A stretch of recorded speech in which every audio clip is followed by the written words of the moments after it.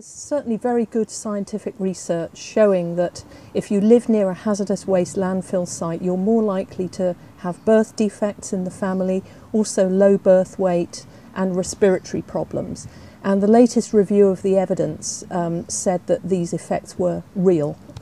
They were not just possibilities, but they were real. So we're very concerned that these effects are being ignored, basically, in the government's decision to go ahead with this tip.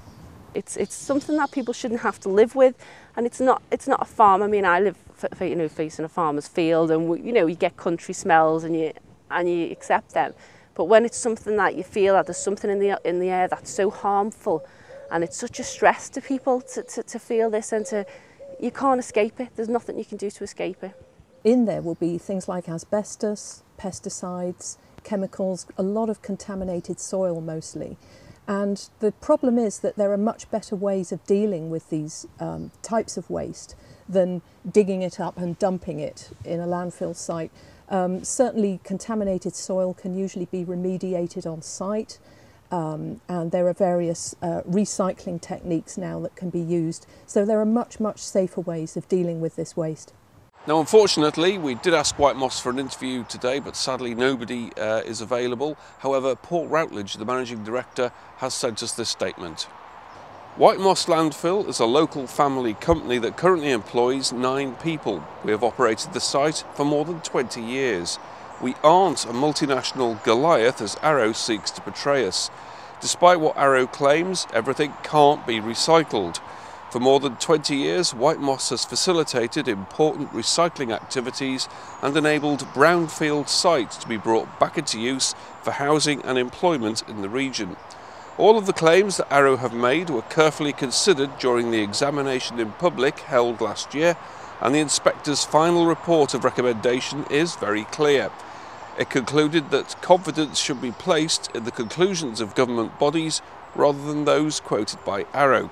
The site is needed locally, regionally and nationally, and that was why the Secretary of State gave his approval based on the recommendation of his inspectors. It's been open since the 70s. Now I'm 36 now. That means for my whole lifetime I've been living with this hazardous waste landfill, and potentially for the next 20 years. I don't think anyone should have to live their whole life next to a hazardous waste landfill. I really don't. And my children have been conceived in it, and it would go on and on and on, and they would live their whole lifetime under it. So really, enough is enough. It needs to close now. You know, he's not shown anything that it can be filled. He's got no, I haven't seen any data to show that it can be filled in the time he wants to have it filled. It's really just going on and on and on, and you feel like money's being put before people and people's health and people's life, because it's not just the immediate health implications of what these chemicals and living here could do. It's the stress and the worry and it's not right, and it's not right for the town. We feel it's a dinosaur technology, and that's one of the reasons that local people are so angry. They're just choosing to dump it in Skelmersdale when we feel that there are much better ways of dealing with this waste.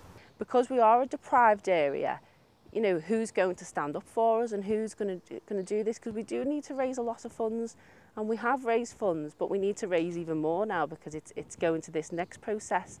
And we're constantly asking local people who really want to stop the landfill, but you're asking for what we need is thousands of pounds. And we just need somebody to help us to stop it, because I do believe we can stop it.